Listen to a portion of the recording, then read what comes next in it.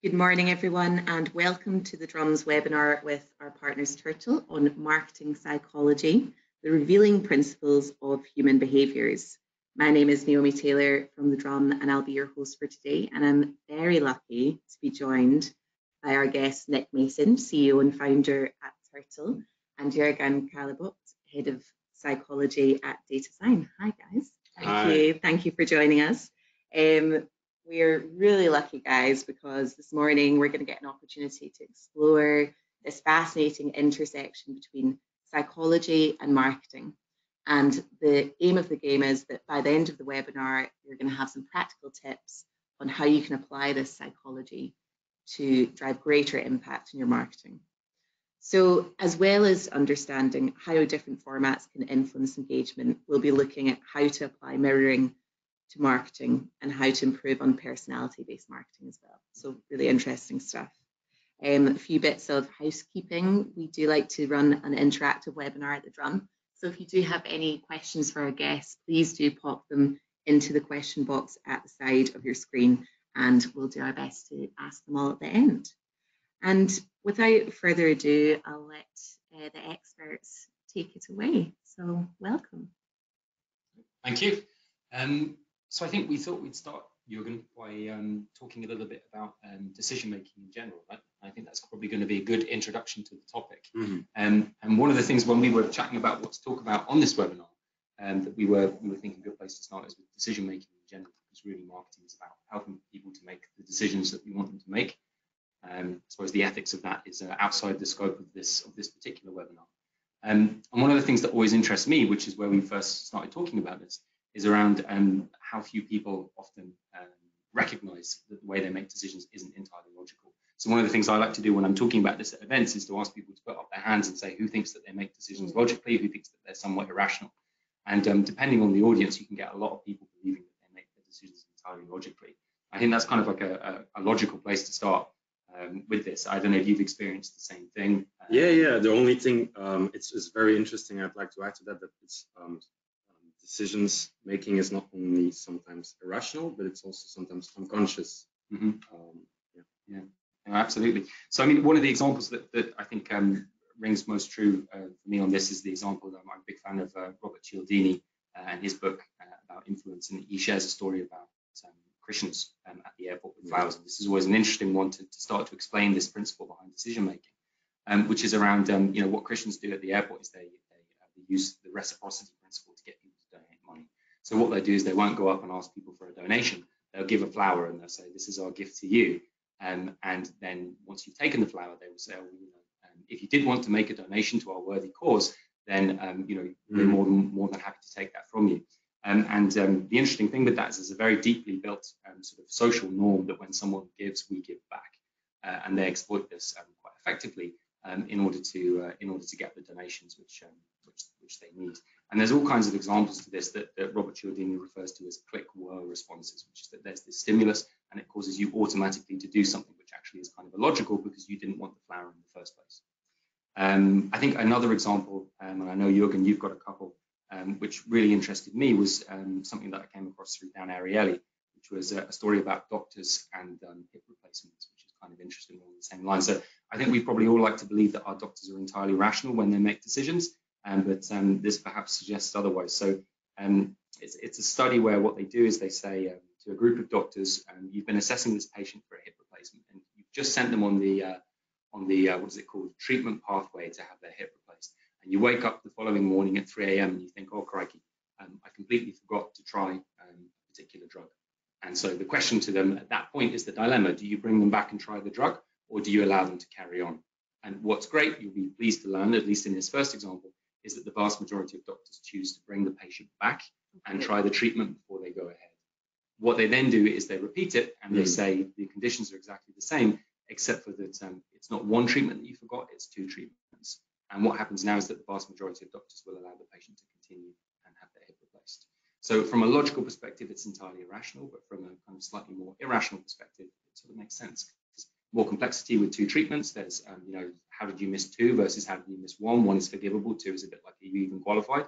So there's all kinds of other reasons in there which cause the decision to be made in that way.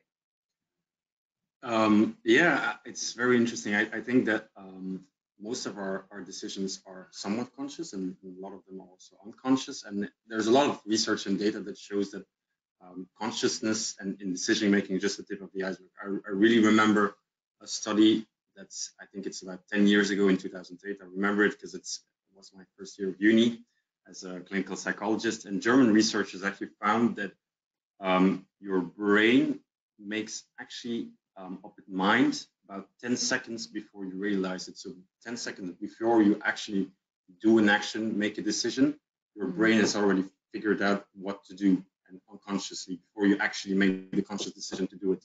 So by looking at brain activity while making a decision, so participants in that research had to hit a button with the left or right hand.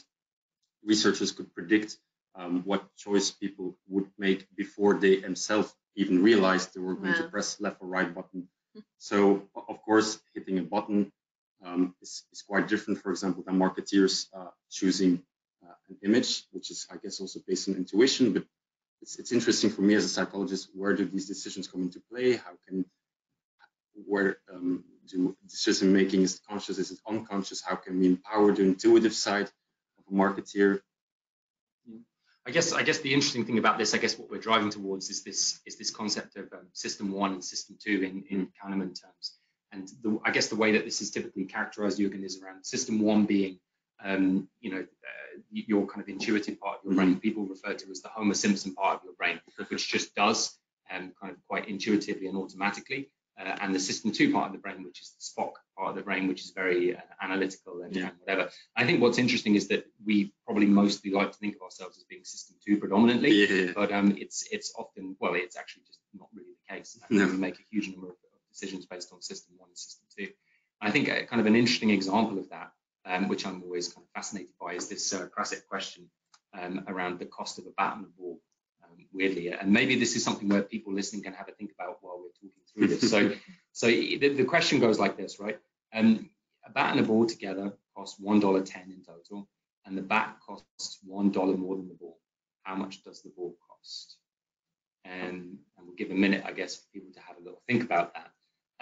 But the answer is kind of not intuitive. And I remember when I first saw this, I knew that there's a trick, because it's such an easy question that it's like, okay, where's the trick? Where's the thing? But even when I realized that, it took me a good bit of processing to work out that the answer actually, as I'm sure people have probably worked out by now, is in fact 5 cents, right? But intuitively, your brain says it's 10 cents because it's 1.10 and it's $1 off the top, so it's just 10 cents, and that's what your brain does. So people can get there in the end, but it's not an intuitive thing. And what's fascinating about this is that the better you are at maths, the more likely you are to get that wrong. So if you study maths at MIT, I think you're around 70 or 80% likely to get that wrong, because your brain is so tuned to work with these patterns and spot these things that are going on that actually it just short circuits and finds the answer. Now, obviously, in that case, your brain short circuits and finds the wrong answer. But this is why this is interesting, because often our brain short circuits and finds a good answer. But it's just we haven't arrived at it in quite the same way. From my point, it's actually really interesting, and also definitely from your point, Nick, that how technology can help to make these principles accessible to marketeers. Yeah, absolutely.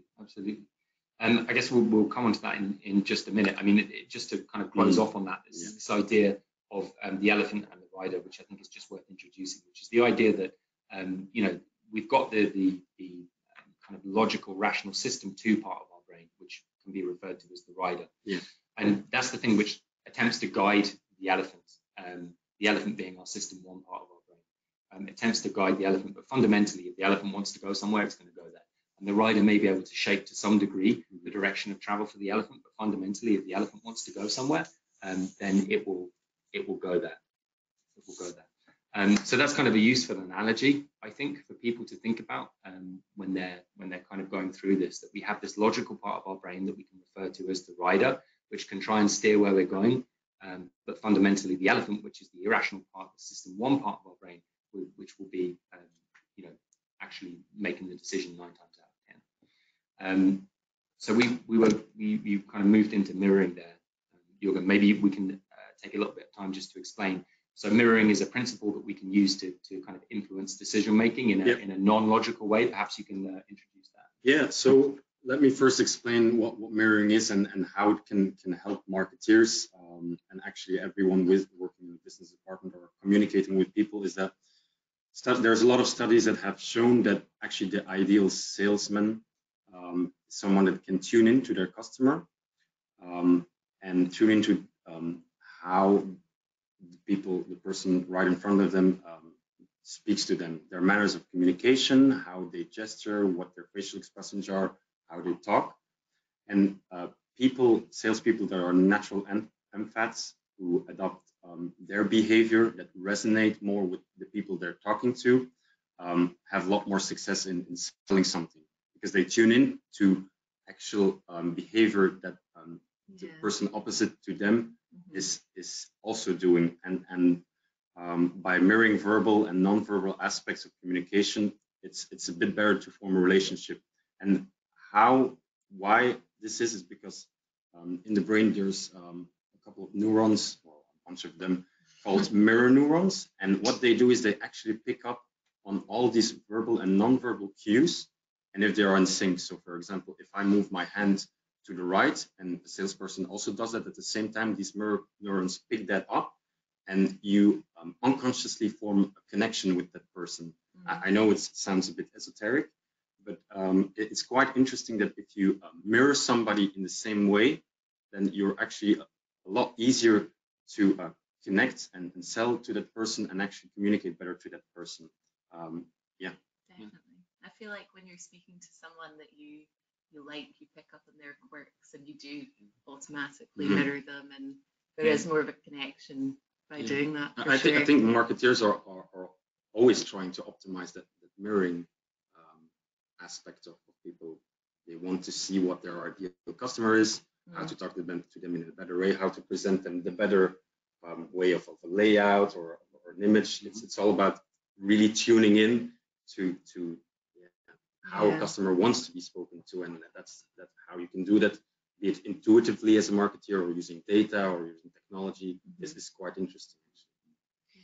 It's fascinating as well, the research that sort of backs that up. And when we were looking at what to talk about on this webinar, I found a study from the 1970s where they had people asking for money to make a phone call. This is in the States. They were asking for a dime, and what they found is that if they dressed the person similar to the kind of person who they were going to ask the money for, so they had two types of dress. They could either be dressed straight, like in a suit, or dressed as a hippie. And they found that if you were dressed in the same way as the target that you were asking money for, then they'd give you that money 2/3 of the time. But if you were dressed differently, it would just be half of the time. So it's kind of a measurable impact in empirical studies around this. And as Jürgen says, salespeople are have to be good at this. So there's the old kind of tricks that you read about in books around things like if you go in to buy a car and the salesman notices some golf clubs on the back seat, then they'll maybe mention halfway through, showing you around the great cars and everything, how they hope the weather holds out for the 9 holes they've got this afternoon. Yeah. And it just builds that connection with people. And it comes down to really small things as well. Even, when someone uses a smiley face in an email or whatever, we're much more likely to use one to reciprocate, to kind of build that relationship. So it's something that I think often we kind of take for granted, but it's a very powerful thing that if we understand it, then we can use it to our advantage, right? And Jürgen, I think particularly DataSine, doing a lot of this kind of stuff. So maybe tell us a bit about that. Yeah, sure. Not to self-promote too much, but what we do with DataSine is actually we analyze behaviors interactions that customers have in the digital space with the brands, or if they click on landing pages, email content, on social ads, on paid advertising. We analyze all that behavior, and then we see what actually is the content that the different personalities or different customers like. And we give an AI platform.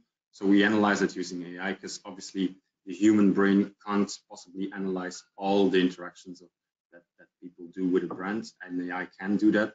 And where the interesting thing comes into play, we have a platform where marketers can actually mirror content to their customers. So we give them suggestions on which content they should send to which person at which time. So just very easily set which image you should send in your social ads, for example, to which customer. Wow, that's really interesting. Because it's all about personality too. I mean, introverts and extroverts have a different way of speaking to each other, of speaking with people. And so what we do, for example, is we tailor marketing campaigns specific to extroverts, introverts, using our AI tool. So for example, if an extrovert is more likely to click on extrovert content in emails, we see that pattern. So it's natural that the marketeer should send actually and mirror that behavior by sending the next campaign an extrovert image, and that obviously drives well, interaction and engagement. Yeah. So what kind of results do you see on that? So, looking back at this study where, they got the money if they were dressed the same 2/3 of the time versus half when they weren't, what kind of results do you see in terms of kind of click-throughs and just improvement generally, I guess?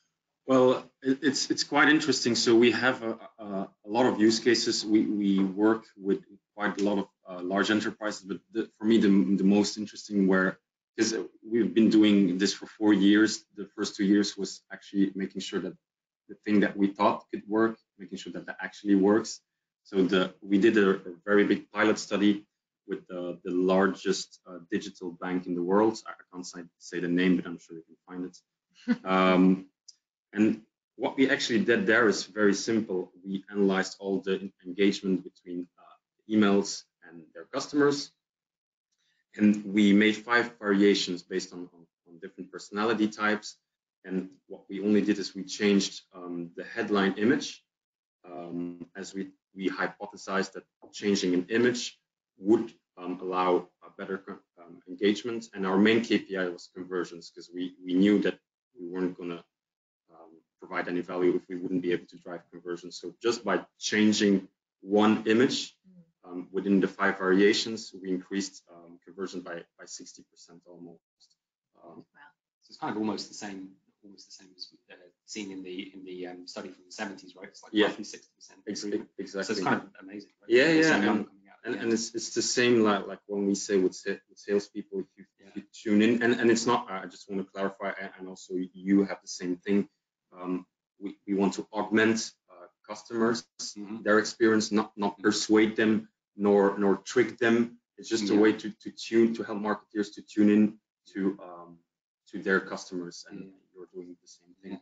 Well, it's interesting to start talking about images, which I think is where we're going to go next. So obviously, by personalizing the images, you've seen huge benefits. But images generally, as we were discussing, can have a huge persuasive benefit. I think kind of an interesting place to start on this is really with a study that was done by 3M in the late 1970s, I believe. Yeah, 79, something like that. And where what they did is they took a presentation and they styled it in 2 ways. They had one way which was just text, you imagine PowerPoint slides with just text, and another way which was text plus contextual images. And they showed these to 2 different groups, and they found that the people who saw the imaged enhanced version were roughly 45% more likely to agree with the premise of the presentation than those who saw just the text version. And so obviously, that's just a small kind of insight into the impact that images can have in terms of persuading. And I guess you're seeing the same thing, the impact of those images when they're personalized and when you're using the mirroring effect. And you're actually seeing also the effect when presenting layout in a different way, right? Even using general psychology. Yeah, I mean, it's really interesting when you start to understand the brain. I mean, the concept of mirroring really comes down to, as you say, on a psychological level, understanding how the brain works and the different neurons that you have, and kind of using that to get closer to the audience. But images is a similar thing. So because of the way that we've evolved, a huge amount of our brain tissue, I think it's about 2/3, deals with vision in some way. And so if you kind of take that on board and you work with that, you can start to get some interesting results. So if you're using images carefully, they can become just as powerful, if not more powerful, than the words that you're using. And as you mentioned as well, even into things like layout. So one of the things that from a psychological angle that we're interested in is the effect of layout on persuading people. So when we read, it's the case that we have no actual hardware in our brain which is dedicated to reading. And what we do when we read is we repurpose existing neural networks that we have that are built up to assess the physical visual world. And so when we read, we're kind of hacking together circuits that allow us to understand the words and the letters. And so if you understand that and you play to that and you provide a lot of visual stimulus when you're reading, things like using layout effectively in the same way as magazines and newspapers, which we typically fail to do online if you think about long scrolling web pages. If we start to exploit that and take advantage of these things, we can again get closer to our audience and use psychology to drive better results at the end of the day. So images can play a huge role in all of this as well.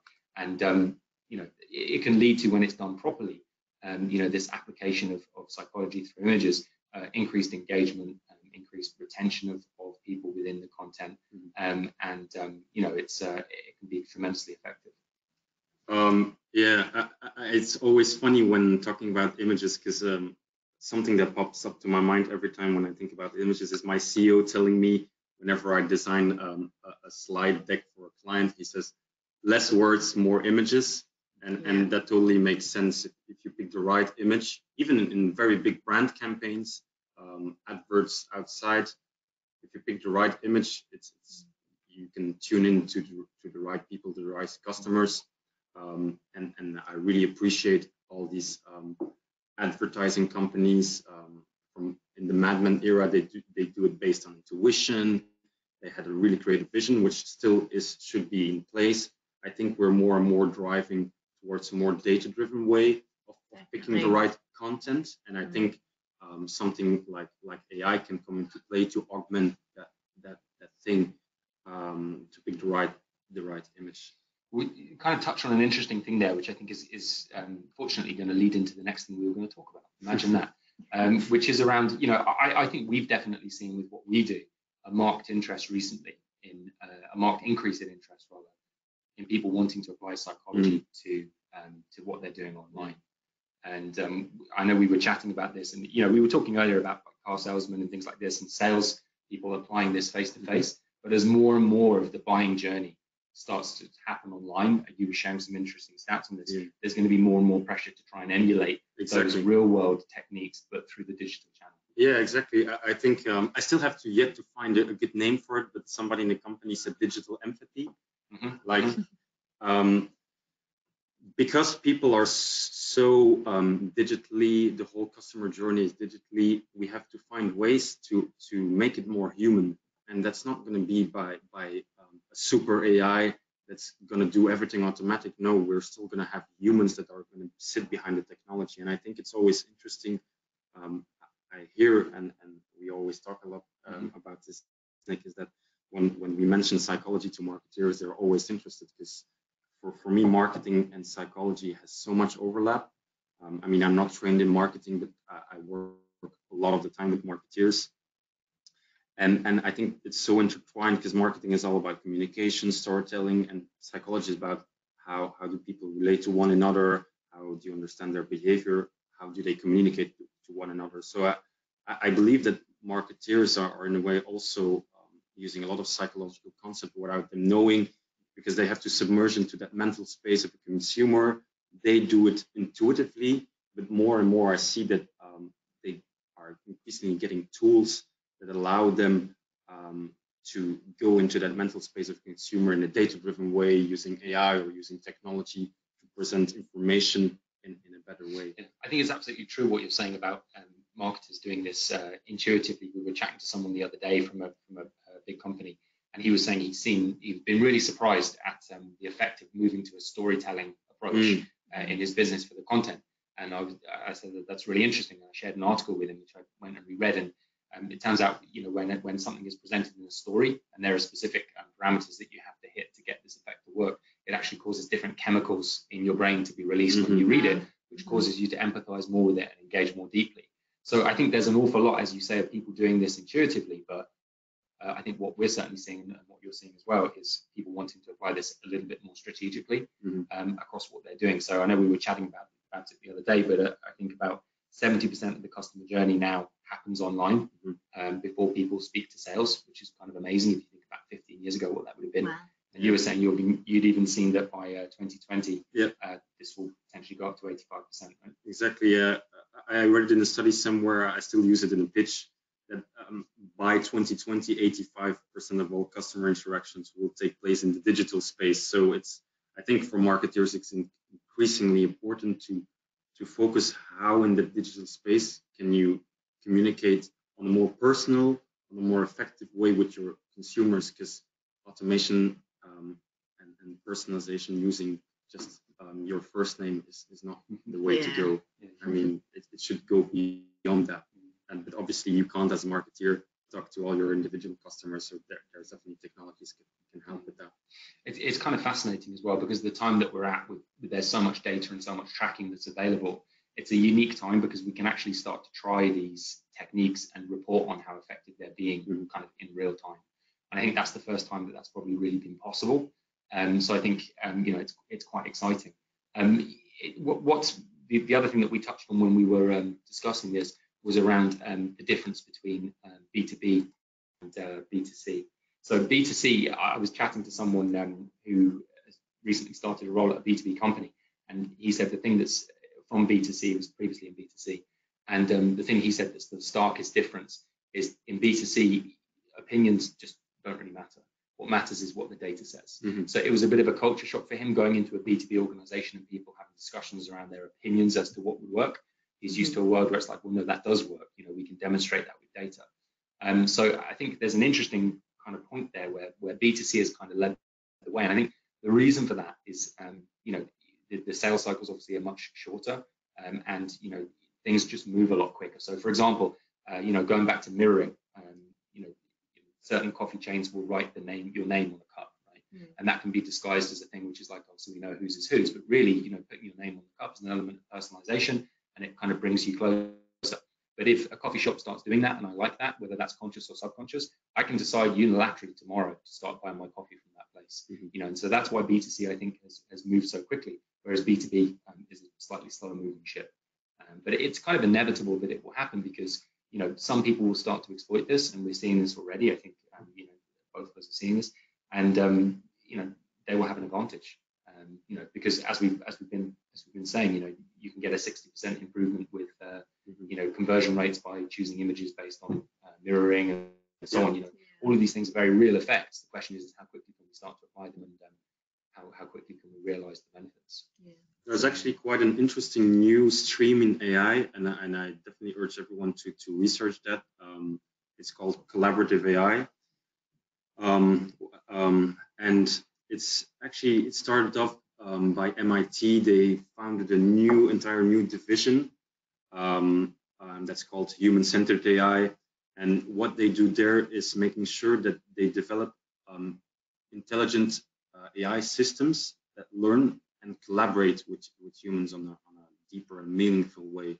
And I think that draws a bit the parallel, because I often sometimes get, when I talk about DataSine, oh, are you not trying to cut away the marketeer? No, we're especially not trying to cut away the marketeer. We're trying to empower them, making sure that they have all the tools that they need to speak to their customers in a better way using AI, because obviously you have to get the best of both worlds. The marketeer that has studied marketing, that knows their creative, that knows how to speak to a customer, and the AI that analyzes it for them and feeds the insights. Absolutely. So I think we touched briefly there on data and the fact that we can finally start to report on the effectiveness of all of these things, and I think it also raises some other interesting considerations for marketing more broadly. So the kind of experience that we have when we speak to marketers is quite often they are they're not people who are sort of or not a function. There's the joke about marketing being the colouring department, I suppose, is what I'm trying to get to. Trying to say that in a slightly nicer way, but that's what people say. But I think the interesting thing with all of this data is not only is it an opportunity to improve what's going on, and as we're saying, we're applying psychology and we can iterate towards things that are more effective generally, that's going to be beneficial. But for marketing as a function, I think there's a huge opportunity in all of this data as well, because what it really drives towards is understanding customers and understanding the market. And there's absolutely no reason why with all of this data, marketing can't become the central repository of that information within a business. And if you think about you're the function that understands the market, where it's going, your consumers, and the rest of it, that actually is the future of the business, kind of all rolled up into one. And so that marketing function, which previously was the colouring in department, can potentially become the thing that kind kind of steers the ship with its data. Because who's going to have more insight? Who's going to have more relevant stuff to bring to the table? I agree 100% with it. I think even seeing it at our own company, marketing is at the centerpiece, and marketing, if done in the right way, using data, using analytical insights, but also obviously creativity, can really also drive products, can drive how salespeople talk to during direct outreach. I think it's really key that marketers understand that they can have very strategic position inside a company, whether it's a small company or a large enterprise, because they can orchestrate all the rest. Absolutely. I mean, again, we see this in our business, which is, the information that the marketers in our business understand around, what people are most interested in, what the trends are. Exactly. Feeding that into salespeople is vital, but it's all enabled by the data. Yeah. The data capture in the first place and being able to do that en masse. It's kind of interesting. I was at a breakfast roundtable thing a little while ago, and when marketers were discussing this. And what's fascinating is that some of them are already starting to see this, and people are starting to turn to them and starting to say, well, actually, you had that really great insight last week, and I used that in a pitch, and that went down really well. What else can you tell me? And I think that when we start to see the first little chips of this coming away, I think it can potentially happen quite quickly. And if you're the person who everyone's turning to, and the function everyone's turning to, marketing will have more influence over businesses, more relevance, more direct influence on the board and the direction of the company, as we say. So I think it's highly exciting for marketing for two reasons. Number one, to do a better job, but also to become much more influential generally as a function. Yeah. So I think it's an exciting opportunity around, right? Definitely. I think the future of marketing is so exciting. And I think that's where also the interest in psychology for marketers comes into play. I think psychology is interesting to marketers because it gives them some sort of a language to talk about their customers. Sometimes I hear like, oh, we have customer segment XYZ, age 22 to 30, but what does that really mean? I mean, when I tell to a marketeer, an extrovert likes to be spoken in that way, introvert likes to be spoken that way, it gives them a way to communicate cross-departmental on how you should approach a customer rather than very strange, not really based on data segments. What's really interesting about that is that, marketers in that sense, when they're doing that, when they're breaking down based on age and these kinds of things, they're operating in a very kind of system 2 way. Yeah, exactly. Whereas when a salesperson goes in and speaks to someone, they don't analytically say, "Well, I can see your age, exactly. I can see how tall you are." I can see they use things like mirroring and stuff, and so it's that system 1 brain that we need to somehow supplant the system 2 stuff within the automation that we're doing. Yeah, exactly. Also, an interesting thing is not only for the marketeers is it a big opportunity, but also for consumers. If marketeers find ways to communicate more personal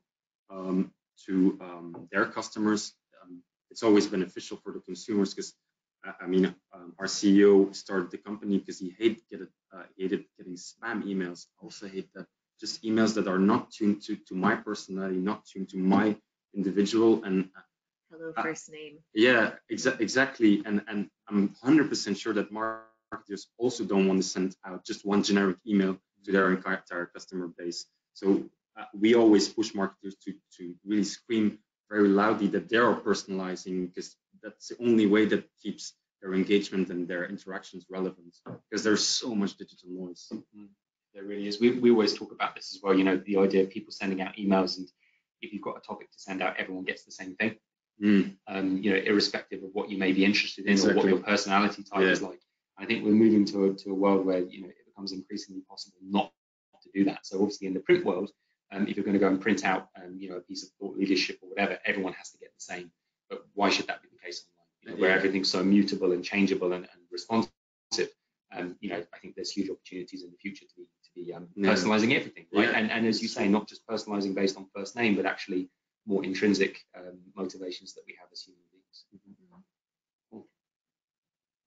That's brilliant. Kind of where we got to there. Thank you so much. That was really, really interesting, guys. It feeds in really well to the Drum's editorial theme of the year, actually, which is marketer of the future.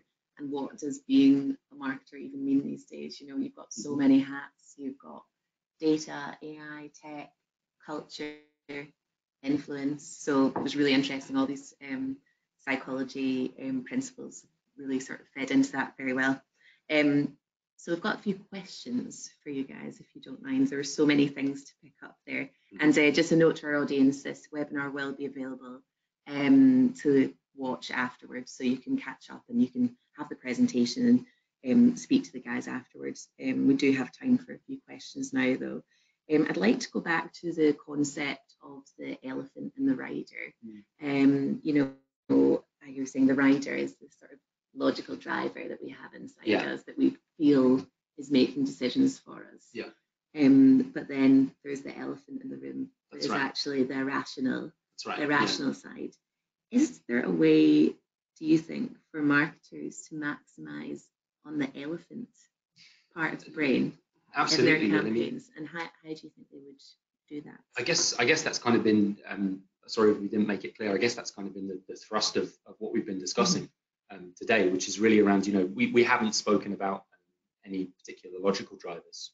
And we've been speaking about, you know, speaking to different personalities and so on. And so I guess, you know, the example that maybe illustrates it quite nicely is what we were just saying at the end there around, you know, that we're targeting people based on their, you know, attributes like age or gender or any of these sorts of things.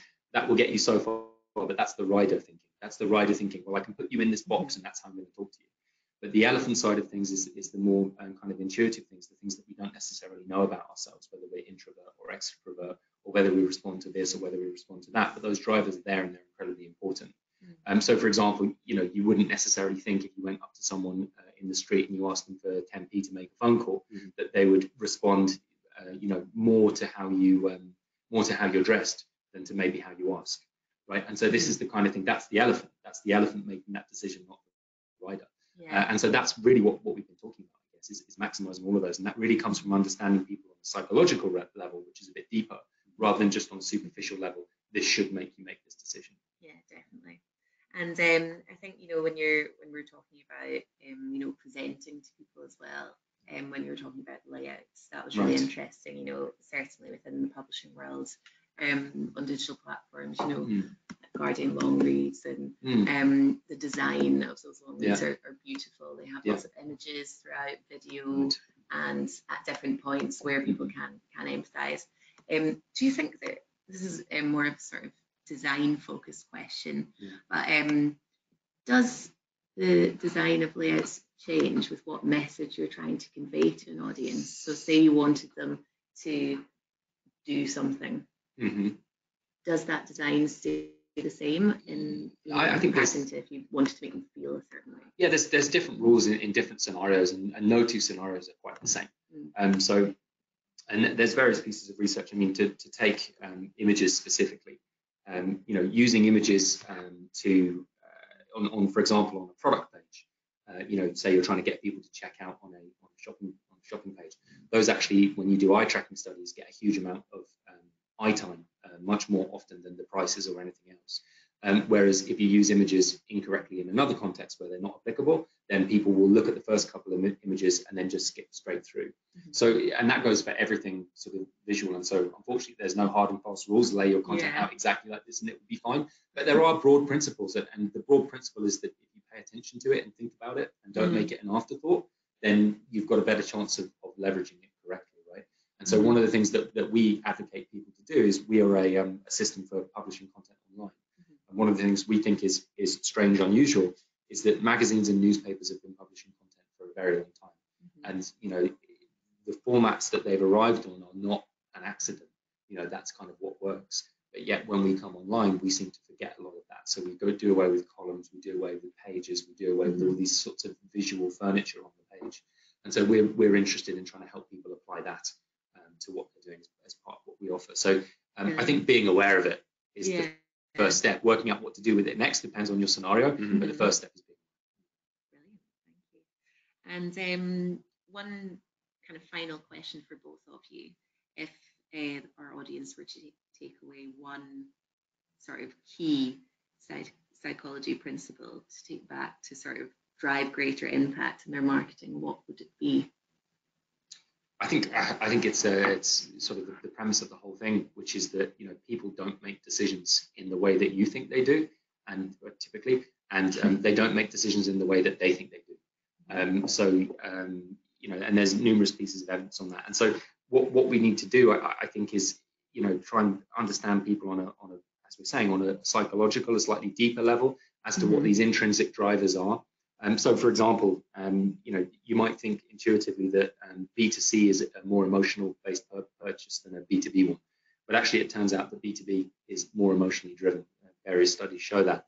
And the reason for it is kind of interesting because in B2B, typically the decisions that we make have bigger impacts. So if we make a good decision in B2B, then we can get promoted, we can get paid more. It's good for us. If we make a bad decision, we can get fired. We can, lose our job. That can be bad for us and bad for our families. And when we're presented with that situation, we look for safety and we look for relationships and we look for all of these things which tie into this kind of emotional side of decision making. Whereas, if you make a bad decision in B2C, maybe you have a bad lunch. It's not the end of the world. And so there's all of these counterintuitive things that I think if there was one thing for people to take away is look at these counterintuitive ways that we make decisions and think about how they can be applied to what you're trying to ask people to do. Because often the obvious thing is not the thing that will be most effective. Excellent. And what do you think? For me, I think and goes seemingly well with what Nick just said, is the whole concept of mirroring, and it's also why my vision on life is based on, and also my the entire company DataSine, is that you analyze what people interact with, what type of content they like, and then you just feed it back to them. Whereas just sending out a generic email or message or paid ad that you already know is probably not the most optimal, because you don't know what they have reacted on in the past, because humans can't analyze it in the way an AI can. And I think for me, the takeaway is that, marketers using AI and especially psychology, can empower everything. Yeah, so using the data at your fingertips. Really brilliant. Well, thank you so much for joining us this morning. That was really, really interesting. Thank you to our partners Turtl, and thank you for tuning in. We'll see you next time.